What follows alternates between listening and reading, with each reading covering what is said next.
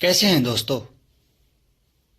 तो मैं साकिब हुसैन। आज मैं आपसे ऑक्सीजनेशन के मोस्ट इंपॉर्टेंट एमसीक्यूज डिस्कस करूंगा विथ एक्सप्लेनेशन। इन क्वेश्चन को हल करने का तरीका ये होगा कि एक स्लाइड पे क्वेश्चन दिया जाएगा, आपको 3 सेकंड का टाइम दिया जाएगा। दूसरी स्लाइड पे उस क्वेश्चन की एक्सप्लेनेशन विथ आंसर आपको पेश किया जाएगा। ये सिलसिला 40 एमसीक्यूज तक चलता रहेगा। मैं उम्मीद करता हूं कि ये एमसीक्यूज आपके आने वाले एग्जाम्स में आपकी बहुत हेल्प करेंगे, क्योंकि ये बहुत ही बेहतरीन तरीके से बनाए गए हैं। तो सबसे पहले हमारे पास एक क्वेश्चन है कि what is the ventilation in the context of respiration. Ventilation हमारे पास रेस्पिरेशन के कॉन्टेक्स्ट में क्या है। A, the exchange of gases between systemic capillaries and tissues. B, the transport of oxygen and carbon dioxide in the blood. C, the movement of air in and out of the lungs during inhalation and exhalation. D, the diffusion of oxygen and carbon dioxide between alveoli and pulmonary capillaries.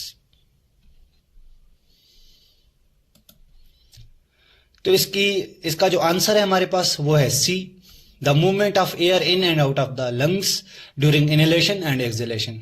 Explanation इसकी हमारे पास क्या है। Ventilation refers to mechanical process of breathing which includes inhalation and exhalation, moving air in and out of lungs. Ventilation हमारे पास एक mechanical process है breathing का, जिसमें हमारे पास लंग्स के अंदर एयर के आना और एयर के इखराज के अमल को हम वेंटिलेशन कहते हैं। Question number 2, how does age affect oxygenation. Oxygenation को कुछ फैक्टर हैं जो अफेक्ट करते हैं, उनमें से हमारे पास एक एज है। एज हमारे पास ऑक्सीजनेशन के प्रोसेस को कैसे अफेक्ट करता है। A, older adults have increase lung elasticity. B, age has no impact on oxygenation status. C, oxygenation status changes with age, potentially reducing efficiency. D, children have poorer oxygenation compared to adults. Answer C हमारे पास इसका सही है। Oxygenation status changes with age, potentially reducing efficiency. Explanation इसकी हमारे पास क्या है। As individuals age, physiological changes such as a decreased lung elasticity and a reduced respiratory muscle strength can impact oxygenation.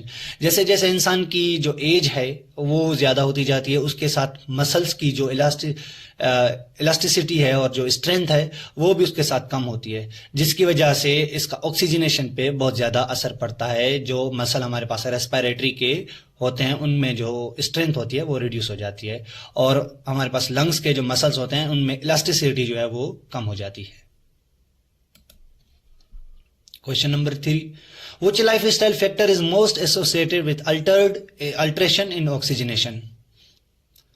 वो कौन सा हमारे पास लाइफस्टाइल फैक्टर है जो हमारे पास ऑक्सीजनेशन इन अल्टरेशन में एसोसिएटेड है। A, regular exercise. B, balanced diet. C, smoking and exposure to second hand smoke. D, adequate sleep. इसकी एक्सप्लेनेशन हमारे पास क्या है। इसका आंसर है हमारे पास C, smoking and exposure to second hand smoke.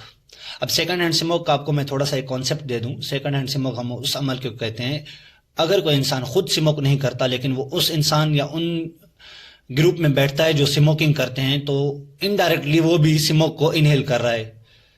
तो स्मोक और सेकंड हैंड स्मोक का इंसान के लंग्स पर और उसके रेस्पिरेटरी ट्रैक्ट पर बहुत बुरा असर पड़ता है। इसकी वजह से इसकी एक्सप्लेनेशन भी यही है कि smoking and second hand smoke exposure significantly increase the risk of respiratory conditions and reduce oxygen efficiency.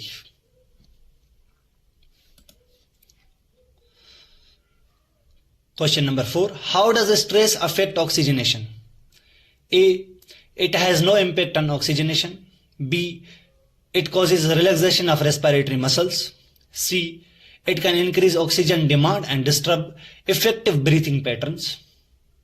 D, it reduces the oxygen carrying capacity of blood. तो इसका हमारे पास जो आंसर है वो है स्मोकिंग तो इसका जो हमारे पास आंसर है वो है कि C, it can increase oxygen demand and disturb effective breathing pattern. Explanation इसकी क्या है? Stress can lead to hyperventilation और अल्टर्ड ब्रीथिंग पैटर्न विच में interfere with effective oxygenation. Question number 5, how might medications interfere with oxygenation. Medication हमारे पास oxygenation के process में कैसे इंटरफेयर करती हैं? A, medications don't affect oxygenation. B, some drugs can depress the central respiratory centre और affect cardiovascular function. C, only medications for pain management impact oxygenation. D, medication enhance oxygen transport to tissues. इसका जो हमारे पास answer है वो है B, some drugs can depress the central respiratory centre और affect cardiovascular function. कुछ हमारे पास ड्रग्स होती हैं जो हमारे पास सेंट्रल रेस्पिरेटरी सेंटर जो हमारे पास ब्रेन में मौजूद होता है और हमारे पास कार्डियोवेस्कुलर फंक्शन को अफेक्ट करती हैं। एक्सप्लेनेशन इसकी हमारे पास क्या है? Certain medication such as sedatives और ओपोइड्स, वो मेडिकेशन जो हमारे पास नींद के लिए ज्यादातर इस्तेमाल की जाती हैं, में reduces respiratory drive impairing oxygenation. Respiratory drive को रिड्यूस करती हैं और ऑक्सीजनेशन के फंक्शन को इंपेयर करती हैं। Question number 6, why should clients expose to heat to be monitored for oxygenation changes. वो क्लाइंट्स जो हीट से एक्सपोज होते हैं उनमें ऑक्सीजनेशन चेंजेस को मॉनिटर क्यों किया जाता है? A, heat improves oxygenation by increasing lung capacity. B, heat can cause dehydration and increase metabolic oxygen demand. C, heat eliminates the need for oxygen therapy. D, heat only affects oxygenation when combined with cold environments. तो इसका answer है हमारे पास B, heat can cause dehydration and increase metabolic oxygen demand. Explanation क्या है? High temperatures can lead to dehydration and elevates body's oxygen requirement, potentially straining oxygenation. High temperature जो होता है हमारे पास डिहाइड्रेशन करवाता है, जिसकी वजह से बॉडी की ऑक्सीजन रिक्वायरमेंट्स बढ़ती हैं, जिसकी वजह से हमारे पास ऑक्सीजनेशन में अल्ट्रेशन पैदा होती है, जो हमारे पास ज्यादा हमारे पास ऑक्सीजन को मेंटेन करने में काम करती हैं। Question number 7, how does physical exercise affect respiration. Physical exercise हमारे पास रेस्पिरेशन के प्रोसेस को कैसे अफेक्ट करती हैं? A, it decreases the rate and depth of respirations. B, it increases the rate and depth of respiration. C, it has no effect on respiration. D, it slow downs oxygen uptake.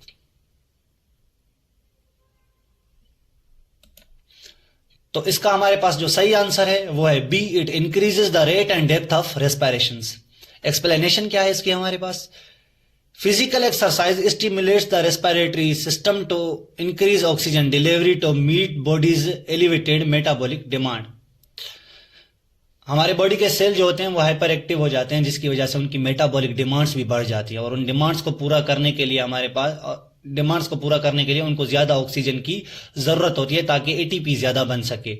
तो उस requirements को पूरा करने के लिए हमारे पास जो physical exercise है वो हमारे पास रेस्पिरेशन के प्रोसेस को अफेक्ट करती है। Question number 8, why does anaemia affect oxygenation. अब एनीमिया को हम डिस्कस करते हैं कि पहली बार हमारे पास एनीमिया है क्या। ब्लड में हमारे पास आरबीसीज की कमी या हीमोग्लोबिन की कमी को ज्यादातर हम जो है वो एनीमिया कहते हैं। A, it decreases the diffusion rate of gases into the lungs. B, it reduces the oxygen carrying capacity of the blood. C, it shows the rate of ventilation. D, it increases the production of oxygen in the body. Answer इसका, it reduces the oxygen carrying capacity of the blood. सीधी सी बात है, हमारे blood में जो RBCs मौजूद होते हैं उनके अंदर वो उनमें बाइंड होता है, यानी कि उनका जो स्ट्रक्चर होता है वो हीमोग्लोबिन प्रोटीन के साथ बना होता है। हीमोग्लोबिन प्रोटीन अपने साथ ऑक्सीजन को बाइंड करता है, कैरी करता है और ट्रांसफर करता है बॉडी के सेल्स तक। अगर हमारी बॉडी में ब्लड में आरबीसीज की कमी होगी, जिसकी वजह से ऑक्सीजन सप्लाई कम होगी, जिसकी वजह से हमारे पास ऑक्सीजनेशन के प्रोसेस में हमारे पास अल्ट्रेशन आएंगी। Question number 9, which condition is associated with alteration in both oxygen uptake and circulation? वो कौन सी कंडीशन है जिसकी वजह से ऑक्सीजन के अपटेक और सर्कुलेशन में अल्ट्रेशन आती हैं? ए, एनीमिया की वजह से, बी, सीओपीडी, सी, heart failure, D, एटिलेक्टासिस।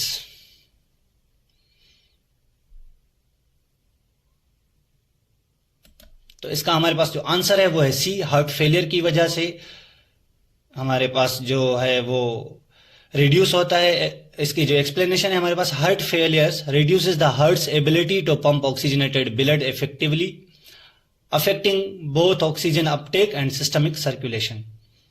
Heart failure, सीधी सी बात है, हार्ट का हमारे पास क्या काम होता है? जो डीऑक्सीजनेटेड ब्लड होती है उसको उसको लंग्स तक पहुंचाना, जो ऑक्सीजनेटेड ब्लड होती है उसको पूरी बॉडी तक के सेल्स तक पहुंचाना। अगर हार्ट फेलियर होगा तो ये प्रोसेस दोनों हमारे पास कम होंगे, जिसकी वजह से हमारे पास हार्ट की जो एबिलिटी है पंप करने की ऑक्सीजनेटेड ब्लड की इफेक्टिवली वो कम होगी, जिसकी वजह से ऑक्सीजन अपटेक सेल में कम होगी और सिस्टमिक सर्कुलेशन में ऑक्सीजन की कमी आएगी। Question number 10, how do certain medications interfere with effective oxygenation? कुछ मेडिकेशंस हमारे पास ऑक्सीजनेशन के प्रोसेस में कैसे इंटरफेयर करती हैं? A, they increase the oxygen carrying capacity of blood, B, they decrease the rate and depth of respiration, C, they stimulate the respiratory system to improve gas exchange, D, they cause excessive ventilation. इसका जो सही answer है हमारे पास वो है B, they decrease the rate and depth of respiration. Explanation क्या है? Medication like sedatives, anti anxiety drugs and narcotics can depress the respiratory centre leading to reduce rate and depth of breathing.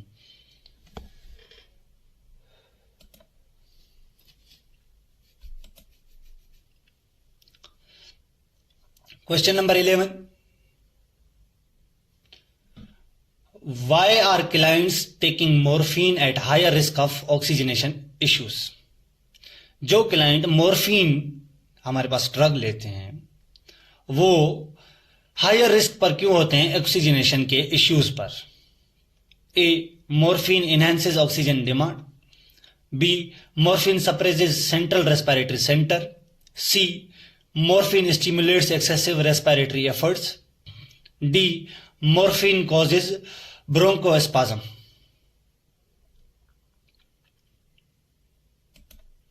तो इसका जो हमारे पास answer है वो है B, morphine suppresses the central respiratory centre. Explanation क्या है? Morphine is a narcotic that decreases the activity of respiratory centre in the brain, reducing breathing rate and depth.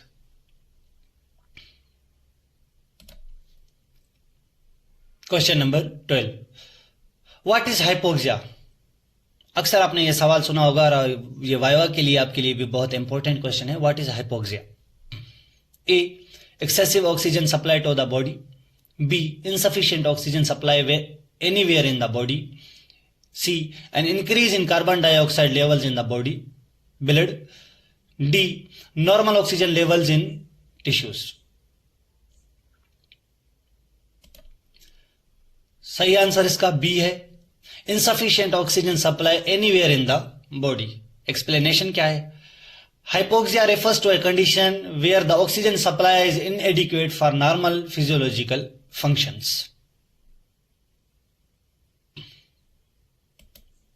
Question number 13, which of the following is not a manifestation of hypoxia? यहां में से एक दिए हुए options में से एक हमारे पास हाइपोक्सिया की मैनिफेस्टेशन नहीं है। ए, rapid pulse, B, cyanosis, C, deep slow respiration, D, flaring of nostrils.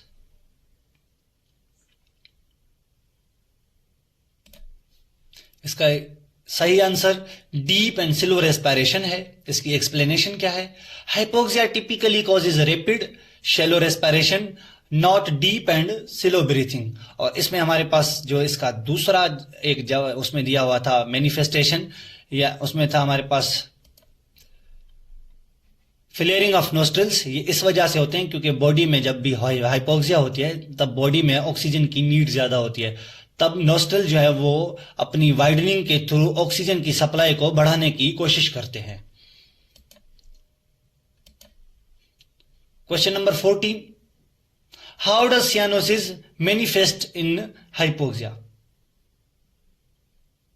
A, as a yellow discolouration of the skin, B, as a bluish discolouration of the skin and mucous membranes, C, as excessive redness of the skin, D, as greenish patches on the skin.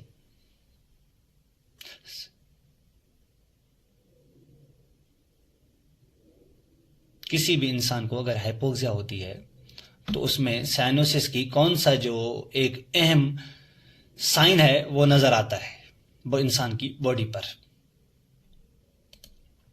इसकी explanation यानी कि इसका answer जो सही है वो है as a bluish discolouration of the skin and mucous membranes. Explanation क्या है? Cyanosis is caused by reduce oxygen level in blood leading to a bluish tint particularly in extremities और लिप्स। एक्सट्रीमिटीज हम कहते हैं अपने हाथों और पैरों को। अपर एक्सट्रीमिटीज की अगर बात करें तो वो हाथ आ जाते हैं, लोअर एक्सट्रीमिटीज की बात करें तो वो हमारी टांगें आ जाती हैं। Question number 15, what is the primary cause of restlessness in hypoxia? A, increased carbon dioxide levels, B, decreased oxygen supply to the brain, C, hyperventilation, D, excessive hydration.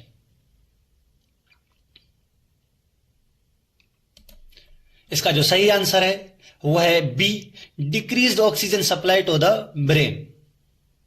Explanation क्या है इसकी? Restlessness occurs due to insufficient oxygen delivery to the brain affecting its normal functioning, जिसकी वजह से इंसान को restlessness होती है हाइपोक्सिया वाले इंसान को।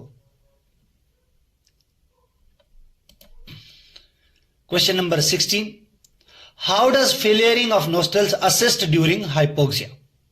ए, it cools the inhaled air, B, it increases oxygen intake by widening the airway, C, it helps expel carbon dioxide faster, D, it improves blood circulation.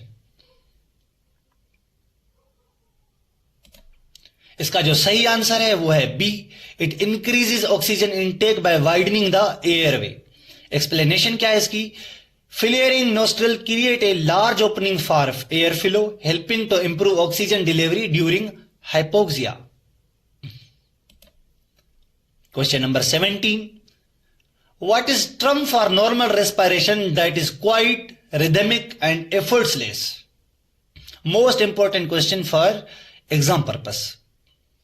A, dyspnoea, B, eupnoea, C, apnoea, D, टेकीपिनिया।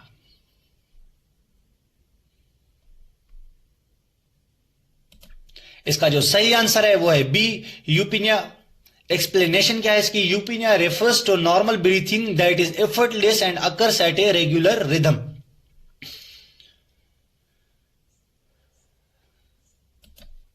Question number 18, what is tachypnoea? A, rapid respiration, B, abnormally slow respiration, C, absence of breathing, D, difficulty breathing with activity.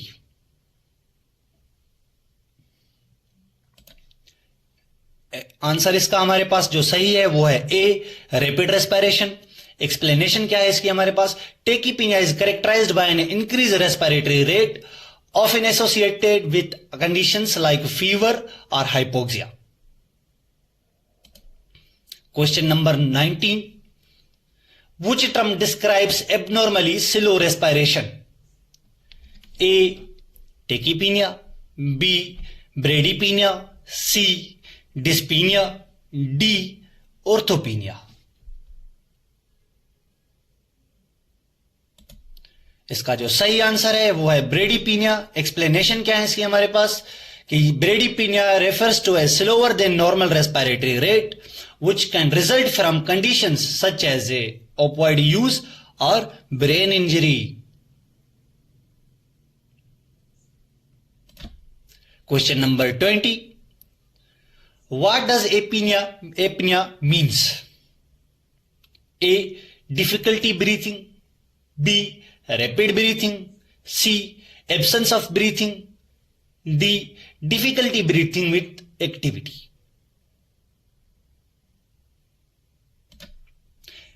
इसका जो सही answer है वो है absence of breathing.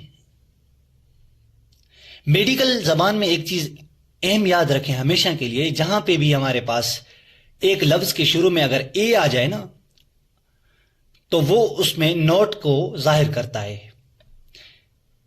पीनिया यहां पर breathing है और ए यानी कि नोट यानी कि एब्सेंस ऑफ ब्रीथिंग। एक्सप्लेनेशन क्या है? Apnoea is the complete section of breathing which can occurs temporary such as a during sleep apnoea.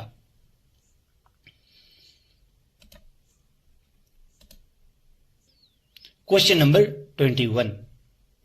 Which term refers to difficulty breathing, especially when lying down, relieved by standing or sitting position? A. Orthopnea. B. Exertional dyspnea. C.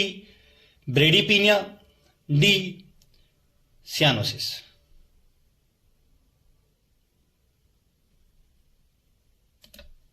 इसका जो सही answer है वो है ऑर्थोपीनिया। Explanation क्या है इसकी हमारे पास? Orthopnoea is the inability to breathe comfortably while lying down, commonly seen in condition like heart failure. तो यहां पर एक और भी सवाल आ सकता है कि हार्ट फेलियर का जो अगर पेशेंट है उसमें कॉमन हमारे पास जो मैनिफेस्टेशन है वो कौन सी नजर आती है, तो उसमें ऑर्थोपीनिया भी एक ऑप्शन आ सकता है। Question number 22. What is dyspnoea? A. Rapid slow breathing. B. Difficulty breathing और shortness of breathing, SOB. C. Bluish discolouration of the skin. D. Abnormally slow respiration. इसका जो सही आंसर है वो है बी. डिफिकल्टी ब्रीथिंग और शॉर्टनेस ऑफ ब्रीथिंग। एक्सप्लेनेशन क्या है? Dyspnoea refers to a subjective feeling of breathlessness और difficulty in breathing. Question number 23. Exertional dyspnoea occurs under the condition A. while sleeping. B. during physical activity. C. when lying down. D. emotional stress. Answer इसका जो सही है वो है B. During physical activity. Explanation क्या है इसकी? Exertional dyspnoea describes difficulty in breathing triggered by physical exertion और activity. Question number 24. What is difference between dyspnoea and orthopnoea? A. Dyspnoea is rapid breathing.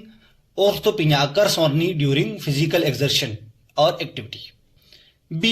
Dyspnea is difficulty in breathing. Orthopnea occurs when lying down. C. Dyspnea is normal respiration. Orthopnea is labored respiration. D. Dyspnea occurs only during sleeping. Orthopnea occurs only when awake. इसका जो सही answer है वो है B. Dyspnea is difficulty breathing. Orthopnea occurs when lying down. Explanation क्या है? Dyspnoea is a general term for breathing difficulty whereas orthopnoea is difficulty breathing specially related to lying down. Question number 25. What is hypoventilation? A. Increased movement of air in and out of lungs. B. Inadequate alveolar ventilation due to slower और shallow breathing. C. Complete cessation of breathing. D. Rapid and deep breathing. इसका जो सही answer है हमारे पास वो है B, inadequate alveolar ventilation due to slow और शैलो ब्रीथिंग। एक्सप्लेनेशन क्या है इसकी? Hypoventilation refers to insufficient air exchange in the lungs leading to reduce oxygen intake and carbon dioxide elimination. Question number 26, what is pneumothorax? यहां पे P silent है हमारे पास, इसको pneumothorax पढ़ेंगे हम। A, blood in the pleural cavity. B, air और gas in pleural cavity. C, excessive fluid in pleural space. D, increased blood levels of carbon dioxide.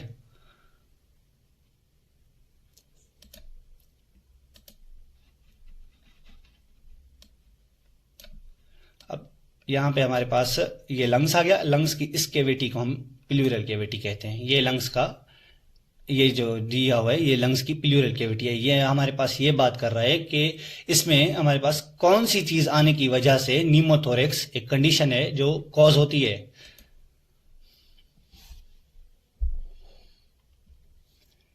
इसका जो सही आंसर है वो है बी, एयर और gas in pleural cavity. Explanation क्या है? Pneumothorax is presence of air और gas in pleural cavity which can cause lung collapse. Question number 27, what is hemothorax? A, air in the pleural cavity. B, accumulation of blood in the pleural space. C, excessive fluid in the pleural space. D, increased oxygen saturation in the blood.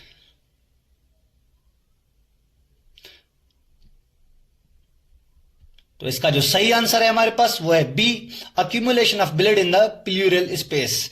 Haemo का वक्त लफ्ज आप जहां पर भी सुने तो ये रेफरेंस करता है हमारे पास ब्लड को।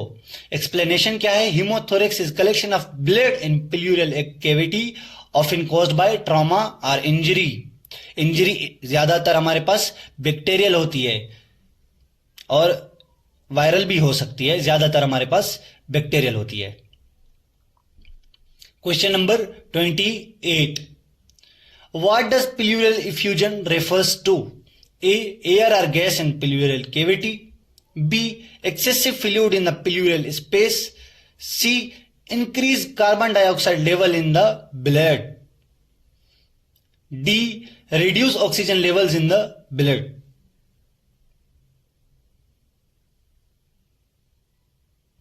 तो इसका जो सही आंसर है वो है excessive fluid in the pleural space.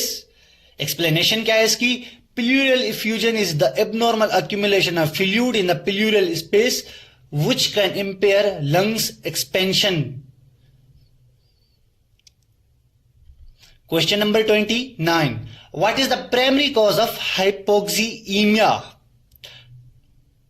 A, reduced oxygen levels in the blood. B, reduced oxygen in body tissues. C, increased carbon dioxide levels in the blood. D, air accumulation in pleural cavity. इसका जो सही answer है वो है हमारे पास A, reduced oxygen levels in blood. Explanation क्या है? Hypoxaemia refers to specifically to a decrease in oxygen levels in the arterial blood. Question number 30. What distinguishes hypoxia from hypoxemia? A, hypoxia is low oxygen in the blood while hypoxemia is low oxygen in tissues. B, hypoxia is low oxygen in tissues while hypoxemia is low oxygen in the blood. C, hypoxia refers to carbon dioxide retention while hypoxemia refers to oxygen deficiency. D, both term refers to the same condition. इसका जो सही answer है वो है B, hypoxia is low oxygen in tissues while hypoxemia is low oxygen in blood. Explanation: hypoxemia affects blood oxygen levels while hypoxemia indicates oxygen deficiency in body tissues. Question number 31. What is hypercapnia? A. Reduce oxygen levels in blood. B. Increased blood levels of carbon dioxide. C. Excessive oxygen in tissues. D. Increased oxygen saturation. इसका जो सही answer है वो है B, increased blood levels of carbon dioxide. Explanation क्या है इसकी? Hypercapnia, also known as hypercarbia, refers to elevated carbon dioxide levels in blood stream often due to hypoventilation. Blood में अगर कार्बन डाइऑक्साइड का लेवल ज्यादा बढ़ जाए तो उस कंडीशन को हम हाइपरकेपनिया या हाइपरकार्बिया भी कहते हैं. Question number 32. What is the main respiratory issue faced by premature infants? वो बच्चे जो 9 माह से पहले पैदा होते हैं उनमें सबसे कौन सा ज्यादा इशू फेस किया जाता है? A. Increased risk of airway obstruction. B. Lack of surfactant in alveoli. C. Exposure to second-hand smoke. D. Respiratory infections caused by smoking. Explanation इसकी हमारे पास क्या है? इसका आंसर है B, lack of surfactant in the alveoli. Explanation क्या है? Premature infants lack surfactant, a substance in the alveoli that prevents lungs collapse and keeps the lungs moist. Surfactant हमारे पास एक सॉल्यूशन होता है जो हमारे पास लंग्स में हमारे पास गॉबलेट सेल्स प्रोड्यूस करते हैं जो लंग्स को मॉइस्ट रखता है. हमारे पास प्रीमेच्योर जो बच्चे होते हैं उनमें ये ज्यादा मिकदार में पैदा नहीं हो पाता, जिसकी वजह से लंग्स जो है वो कोलैप्स कर जाते हैं हमारे पास, क्योंकि उनमें मॉइस्चर कम होता है. Question number 33. Why are infants and toddlers at a high risk for upper respiratory infections? Infants और टोडलर्स हमारे पास अपर रेस्पिरेटरी इन्फेक्शंस के लिए हाई रिस्क पर क्यों हैं? A. Due to an overproduction of surfactant. B. Due to exposure to other children and second hand smoke. C. Due to excessive physical activity. D. Due to weakened lung tissues. इसका जो सही answer है वो है B, due to exposure to other children and second hand smoke. Explanation इसकी क्या है? Infants and toddlers are frequently expose to infections and environmental factors like second hand smoke, increasing there risk. Question number 34. What additional risk do infants and toddlers face related to airway? A. Bronchial constriction. B. Airway obstruction. C. Increased oxygen saturation. D. Hypercapnia. इसका जो सही answer है वो है B, airway obstruction. Explanation इसकी क्या है? Infants and toddlers are at a higher risk of airway obstruction due to the smaller airway and vulnerability to infections. बच्चा है, अगर उसने कोई मुंह में चीज निगल ली, उसका एयरवे जो है वो स्मॉलर है तो वो ऑब्स्ट्रक्ट कॉज कर सकती है, जिसकी वजह से उसमें सांस लेने की तकलीफ पैदा हो सकती है और उसमें इतनी इम्यूनिटी डेवलप नहीं हुई होती कि वो इन्फेक्शन से लड़ सकते, जिसकी वजह से वो वल्नरेबल होता है इन्फेक्शंस के लिए. Question number 35. Which population group is most likely to be affected by respiratory infections due to social exposure? A. Premature infants. B. School-age children and adolescents. C. Young and middle-aged adults. D. Older adults. इसका जो सही answer है वो है B, school age children and adolescents. Explanation क्या है इसकी? School age childrens and adolescents are more socially exposed and often encounter respiratory infection due to crowded environment and habits like smoking. Question number 36. What characterise pneumonia? A chronic inflammatory reaction in the lungs. B. A bacterial infectious disease cause acute lung inflammation. C. Accumulation of air in pleural space. D. Narrowing of airway due to hyperactive inflammation. इसका जो सही answer है वो है B, a bacterial infectious disease causing acute lung inflammation. Explanation क्या है? Pneumonia is an acute bacterial infection in the lungs resulting in inflammation and fluid buildup in lungs. Question number 37, what is the main feature of asthma? Asthma का main feature क्या है? ए, accumulation of fluid in the lungs. B, chronic lung disease with airway narrowing and hyperactive inflammation. B, bacterial infection causing lung inflammation. D, blood vessel occlusion in the blood due to clot. इसका जो सही answer है वो है B, chronic lung disease with airway narrowing and hyper active inflammation. Explanation इसकी क्या है? Asthma is a chronic respiratory condition characterized by inflammation, airway hyperactivity and obstruction. Question number 38. What causes pulmonary embolism? A, infection in the lung tissue. B, inhalation of toxic substances. C, occlusion of lung blood vessel due to a clot or plaque deposition. A, D, air trapped in pleural activity. इसका जो सही answer है वो occlusion of lung blood vessels due to a clot or plaque deposition. Explanation इसकी क्या है? Pulmonary embolism occurs when blood flow in the lungs is obstructed by a clot or plaque impairing oxygen exchange. Question number 39.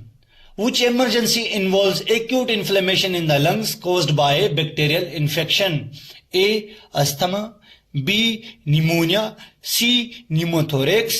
D, pulmonary embolism. इसका जो सही answer है वो है pneumonia. Explanation इसकी क्या है? Pneumonia is a bacterial infection that causes inflammation in the lung tissue leading to difficulty in breathing and reduced oxygenation. Question number 40. What is primary effect of pulmonary embolism? Pulmonary embolism का primary effect क्या होता है? A, reduced oxygen due to airway obstruction. B, collapse of the lung due to air accumulation. C, blockage of blood vessels in the lungs impairing blood flow. D, damage to lung tissues caused by inhalation of hot gases. इसका जो सही answer है वो है blockage of blood vessels in the lung impairing blood flow. Explanation, pulmonary embolism disturbs normal blood flow in the lungs leading to oxygen issues and potential respiratory failure. In the end, thank you so much for your patience and cooperation. ये हमारे पास oxygenation का पहला part था जिसके most important MCQs आपके साथ discuss किए गए। इस चैप्टर के सेकंड पार्ट में हम इसके सिनेरियो बेस्ड क्लिनिकल के हवाले से एमसीक्यूज डिस्कस करेंगे जो कि हमारे पास एनक्लेक्स के हवाले से और सिनेरियो बेस्ड हवाले से बहुत इंपॉर्टेंट क्वेश्चंस होंगे जो हमारे पास क्रिटिकल थिंकिंग को डेवलप करेंगे। Thank you so much. Allah Hafiz.